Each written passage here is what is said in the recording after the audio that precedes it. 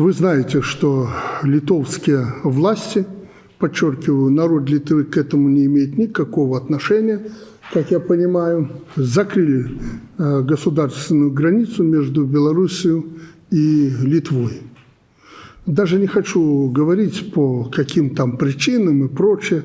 Сегодня мы знаем реакцию литовского народа, граждан Литвы, бизнеса на эти действия. И, естественно, властям Литвы пришлось шевелиться и предпринимать какие-то меры. Но, как обычно, от серьезных межгосударственных проблем они решили мышковать, если можно так сказать, и попытаться нас еще раз наклонить и обвинить в этих не то шариках, не то еще чего-то. Хотя исчерпывающий ответ на этот вопрос был «да».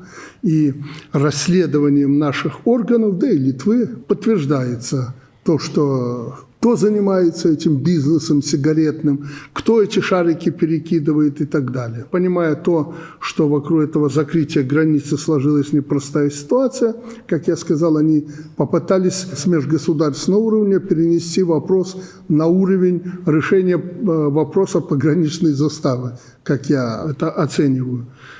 Поздно вечером, 6 на 7 ноября, руководитель нашего пограничного ведомства доложил мне о ситуации и о том, что Литва хотела бы разрядить эту ситуацию.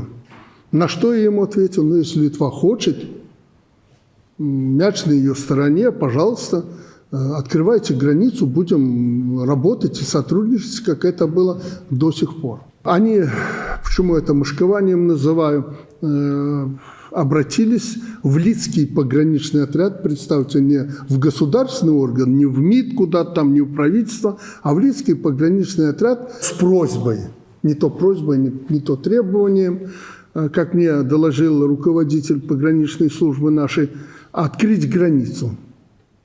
На участке, там 2 погранперехода у нас работают, на одном из участков открыть границу, мы якобы будем эвакуировать какие-то автомобили.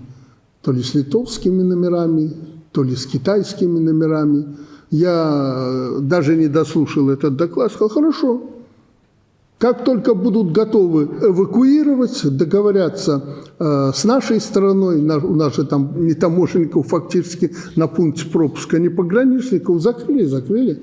Наши службы перераспределены на другие участки. Это было мое решение, да и пограничники это знают, что так надо делать. Будут готовы, будем договариваться, хотите эвакуировать, эвакуируйте.